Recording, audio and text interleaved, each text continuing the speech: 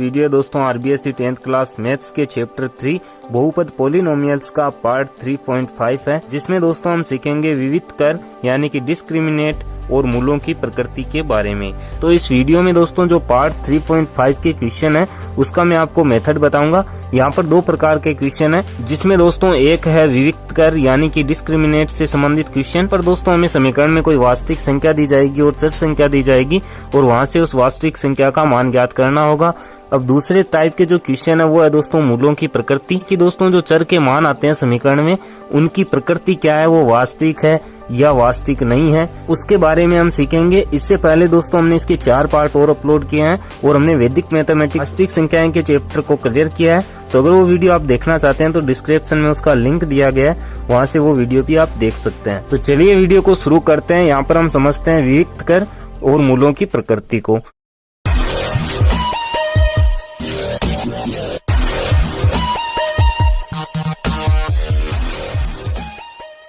तो विविध कर दोस्तों क्या होता है, यहाँ पर दोस्तों जैसे मान लीजिए कोई समीकरण है, समीकरण यहाँ हमारे पास है, समीकरण का मानक रूप में यहाँ पर लिख रहा हूँ, जो होता है दोस्तों ax² plus bx plus c बराबर 0। इससे पहले के वीडियो में दोस्तों हमने सीखा था श्रीधर आचार्य सूत्र विधि से समीकरण के मूल ज्ञात करना। तो वहाँ पर दोस्तों एक राशि हमने रखी थी स्क्वायर रूट में, तो वो राशि क्या थी, b² माइनस 4ac। तो ये जो है इस राशि का जो मान आता है वही समीकरण का विविध कर कहलाता है। इसे दोस्तों इस प्रकार से इस चिन्ह डेल्टा चिन्ह जिसे कहते हैं इससे या d से प्रदर्शित करते हैं, ठीक है। तो d बराबर क्या होता है, b² माइनस 4ac। अब यहाँ पर देखिए b क्या है, a क्या है, c क्या है, ये हम तुलना करेंगे इस समीकरण से। जो हमें समीकरण दिया जाएगा तो वहाँ पर जो अक्ष स्क्वायर का गुणांक होगा उसका मान a होगा, जो अक्ष का गुणांक होगा वो यहाँ पर दोस्तों b होगा और जो अचर राशि हमें दी जाएगी वो क्या होगा, c होगा। तो यहाँ हम इसमें मान रखेंगे। यहाँ पर दोस्तों इसमें मान रख के हम मूलों की प्रकृति देखेंगे कि जो अक्ष का मान होता है, जो मूल होते हैं समीकरण के, उनकी प्रकृति क्या है। तो इसकी प्रकृति में दोस्तों 3 प्रकार से कंडीशन होती है। उन तीनों कंडीशन के बारे में दोस्तों यहाँ पर हम समझ लेते हैं कि क्या क्या कंडीशन होती है।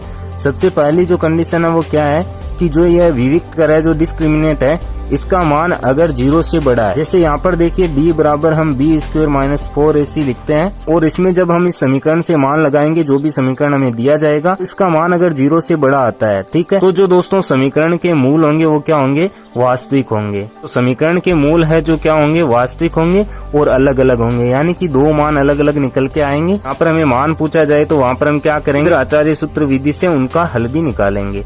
अब यहाँ पर दूसरी स्थिति क्या होती है कि d बराबर b² माइनस 4ac, जो ये विविध कर है, जो डिस्क्रिमिनेट है, इसका मान 0 के बराबर हो जाता है। तो यहाँ पर दोस्तों क्या होगा, तो यहाँ पर दोस्तों जो समीकरण के मूल होंगे वो मूल तो वास्तविक होंगे, लेकिन इसके दोस्तों जो मूल होंगे समीकरण के वो समान होंगे, यानी कि अल्फा और बीटा जो यहाँ पर शून्यक होते हैं बहुपद में, उसी तरीके से इसके जो मूल होते हैं वो समान आपस में क्या होंगे, बराबर होंगे, ठीक है। अब यहाँ पर है दोस्तों तीसरी स्थिति। तीसरी स्थिति में क्या होता है कि d बराबर b² माइनस 4ac जो डिस्क्रिमिनेट है, इसका मान 0 से छोटा हो जाता है, यानी कि 0 इससे बड़ा हो जाता है। जब ऋणात्मक मान इसका आता है तो वहाँ पर क्या होता है, इसके कोई वास्तविक मूल नहीं होते हैं, यानी कि हम कह सकते हैं कि जो दोनों मूल निकाले जाएंगे, घात समीकरण है तो 2 मूल आएंगे, तो दोनों मूल क्या होंगे, काल्पनिक होंगे, ठीक है। तो इस प्रकार से दोस्तों 3 स्थितियां हैं समीकरण के मूलों की। एक होता है जो दोस्तों समीकरण के मूल वास्तविक होते हैं और अलग अलग मान प्राप्त होता है।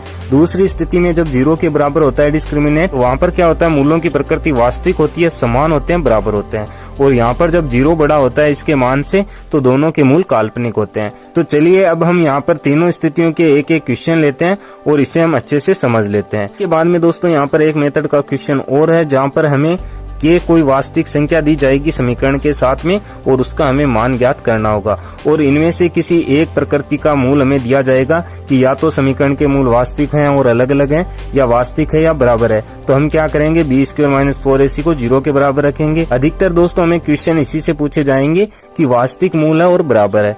चलिए अब हम क्वेश्चन लेते हैं और उन्हें हम सोल्व करते हैं। तो यहाँ पर दोस्तों जो हमने मूलों की प्रकृति समझी है उसके अकॉर्डिंग मैंने यहाँ पर क्वेश्चन लिया है, जो कुछ इस प्रकार से है। निम्न समीकरण के मूलों की प्रकृति ज्ञात कीजिए। यहाँ पर जो समीकरण हमें दिया गया है वो है 2x² माइनस 6x प्लस 3। इसके हमें मूलों की प्रकृति देखनी है कि इसके मूल किस प्रकार के होंगे। तो यहाँ पर हम क्या करते हैं मूलों की प्रकृति देखने के लिए, जैसा कि दोस्तों यहाँ पर मैंने अभी आपको बताया विविक्त कर के बारे में, डिस्क्रिमिनेट के बारे में, जिसका फॉर्मूला होता है d बराबर b स्क्वायर माइनस 4ac। ठीक है, तो इससे हमें मूलों की प्रकृति का पता चलेगा जब हम इसमें मान रखेंगे और ये या तो 0 के बराबर होगा या 0 से बड़ा या छोटा होगा। तो वहाँ पर हम देखेंगे कि इसके मूल क्या होंगे। अब यहाँ पर देखिए b का मान हमें चाहिए, c का मान और a का मान भी हमें चाहिए। तो इस समीकरण से हम मान निकाल लेंगे। किस तरीके से, यहाँ पर दोस्तों हम इस समीकरण की तुलना करते हैं। जो समीकरण का व्यापक रूप होता है द्विघात समीकरण का, वो क्या होता है ax square plus bx plus c बराबर होता है 0 के। तो यहाँ पर देखिए हमें समीकरण दिया गया है 2x स्क्वायर, यानी कि x स्क्वायर का जो गुणांक है वो क्या है a है, x का जो गुणांक है वो b है और यहाँ पर जो अचर राशि दी जाती है वो क्या है c है। तो यहाँ पर देखिए x स्क्वायर का गुणांक इस समीकरण में क्या है 2 है, तो a का मान यहाँ से 2 हो जाएगा। b का मान क्या होगा, x का गुणांक है -6, तो -6 b का मान हो जाएगा। c का मान क्या होगा प्लस के 3, तो यहाँ पर c का मान हम 3 रखेंगे। अब इसमें हम ये जो मान हमने निकाले हैं ये रख देंगे। तो देखिए d बराबर क्या हो जाएगा, b स्क्वायर है तो b का मान है -6, तो -6 हम यहाँ रखेंगे, इसका हम स्क्वायर कर देंगे।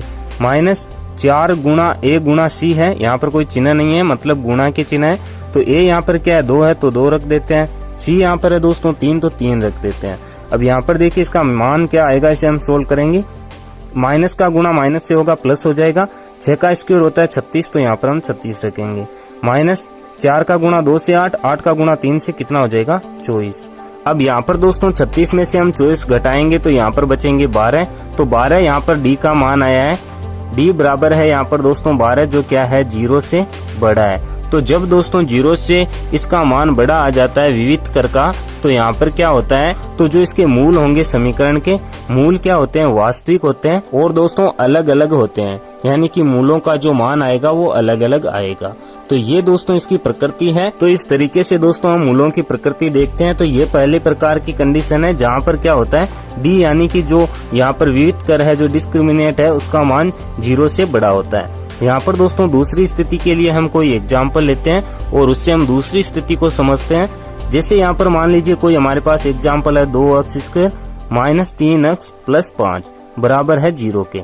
तो यहाँ पर भी हम क्या करेंगे, जो ये राशि है इसमें हम मान रखेंगे और इसका मान निकालेंगे, देखेंगे 0 के बराबर है, 0 से छोटा है या बड़ा है। तो यहाँ पर देखिए d बराबर क्या हो जाएगा, b स्क्वायर माइनस 4ac। अब यहाँ पर हमारा a क्या है, देखिए x स्क्वायर का गुणा होता है, तो यहाँ पर कितना x स्क्वायर का गुणांक 2।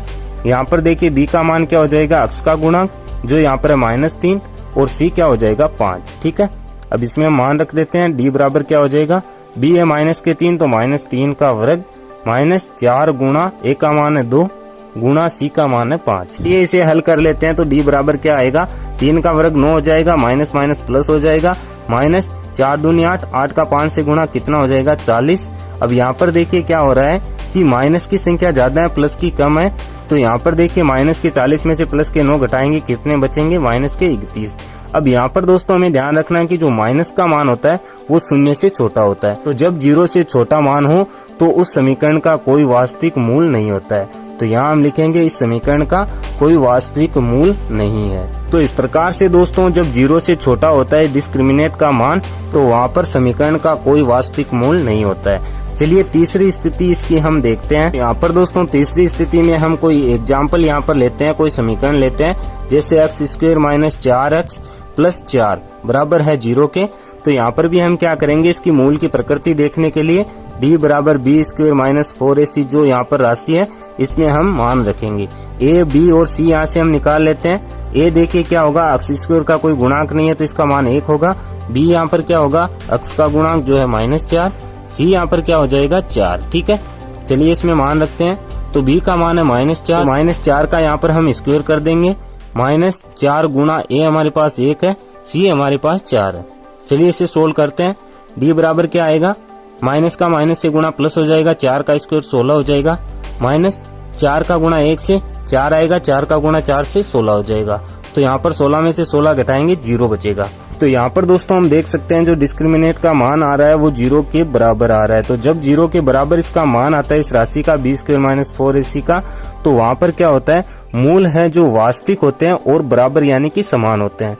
तो यहाँ पर क्या हो जाएगा, मूल हो जाएंगे वास्तविक, और जो भी इसके दो मूल निकलेंगे वो आपस में क्या होंगे, बराबर होंगे या समान हम कह सकते हैं। ठीक है, तो इस प्रकार से मूलों की प्रकृति ज्ञात की जाती है। अब यहाँ पर दोस्तों एक प्रकार का क्वेश्चन इसमें से और पूछा जाता है, जो क्या होता है, जहाँ पर हमें कोई वास्तविक संख्या दी जाती है इसी प्रकार से समीकरण के रूप में, और वहाँ पर हमें बता दी जाती है प्रकृति की, इसके मूल किस प्रकृति के हैं, और वहाँ हमें उस राशि का मान ज्ञात करना होता है। चलिए इस प्रकार का भी एक क्वेश्चन लेते हैं और उसे हम सोल्व करते हैं। तो यहाँ पर दोस्तों जो अगले टाइप का क्वेश्चन है वो कुछ इस प्रकार से है, निम्न दी गया समीकरण के एक्स ब्रैकेट में x - 2 + 6 = 0 में k का वह मान ज्ञात कीजिए कि उसके मूल वास्तविक तथा बराबर हो। अब यहाँ पर दोस्तों हमें सबसे पहले तो ये ध्यान रखना है, जब किसी द्विघात समीकरण के मूल वास्तविक तथा बराबर होते हैं तो वहाँ पर क्या होता है, वहाँ पर दोस्तों जो विविध कर है, डिस्क्रिमिनेंट है, उसका मान 0 के बराबर होता है, जैसा कि अभी हमने पढ़ा है। अब यहाँ पर हम क्या करेंगे, सबसे पहले तो देखिए जो समीकरण हमें दिया गया है वो क्या है, कि x ब्रैकेट में x - 2 + 6 बराबर है 0 के। तो सबसे पहले तो इस समीकरण का रूप हम बनाएंगे द्विघात समीकरण के जैसा। तो यहाँ पर हम इसे सोल्व करते हैं। देखिए kx का गुणा हम x से करेंगे, क्या हो जाएगा, kx²। ठीक है, अब यहाँ पर kx का गुणा हमें -2 से कराना होगा, तो क्या होगा, -2 kx प्लस यहाँ पर है 6 बराबर हो जाएगा 0। अब यहाँ पर देखिए क्वेश्चन में हमें दिया गया है कि द्विघात समीकरण kx x - 2 + 6 = 0 में k का वह मान ज्ञात कीजिए कि उसके मूल वास्तविक तथा बराबर हो। तो जब दोस्तों मूल वास्तविक होंगे और बराबर होंगे तो वहाँ पर क्या होगा, जो डिस्क्रिमिनेंट है d बराबर b² - 4ac है, इसका मान किसके बराबर होगा, 0 के। तो ये हमें ध्यान में रखना है। अब यहाँ पर देखिए इस समीकरण की तुलना हम करते हैं द्विघात समीकरण के व्यापक रूप से, तो वो क्या होता है, ax² + bx + c = 0। तो यह है द्विघात समीकरण का रूप। हम तुलना करके हम क्या करेंगे, a b c के मान निकाल लेंगे, तो a b और c। ठीक है, अब यहाँ पर देखिए a का मान क्या हो जाएगा, x² का गुणांक क्या है, k है, तो a का मान k है। b का क्या हो जाएगा, x का गुणांक तो क्या है, 2k, तो यहाँ पर 2k हम रखेंगे। c का मान है 6। अब यहाँ पर हम क्या करेंगे, इसमें हम मान लगाएंगे जो हमने मान निकालने हैं। b बराबर क्या होगा, b² - 4ac। चलिए इसमें मान रख देते हैं। b का मान है यहाँ पर दोस्तों 2k, तो 2k का हम स्क्वायर कर देते हैं, -4 गुणा a का मान है यहाँ पर दोस्तों k, और c का मान है 6। अब यहाँ पर हम इसे सोल्व कर लेते हैं। यहाँ पर देखिए क्या होगा, 2 का वर्ग हो जाएगा 4, और k का स्क्वायर हो जाएगा, ऊपर स्क्वायर है तो -4 का गुणा 6 से कितना हो जाएगा, 24, और k साथ में आएगा। अब यहाँ पर दोस्तों हमें इसके मूलों की प्रकृति दी गई है कि मूल वास्तविक और बराबर है, तो इसका जो मान होगा वो किसके बराबर हो जाएगा, 0 के।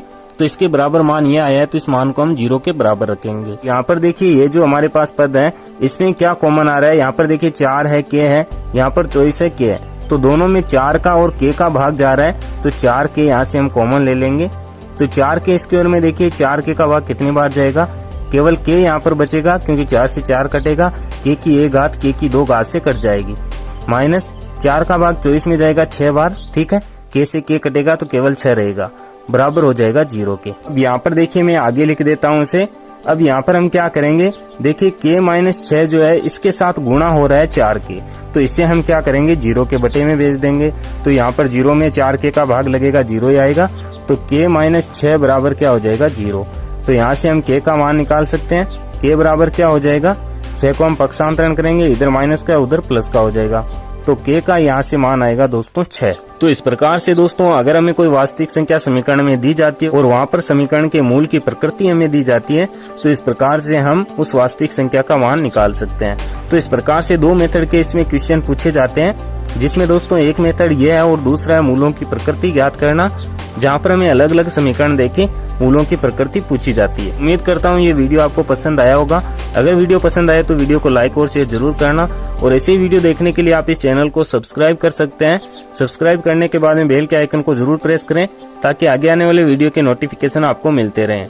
मैं मिलता हूँ आपको इसी की नेक्स्ट वीडियो में, तब तक के लिए जय हिंद, जय भारत, वंदे मातरम।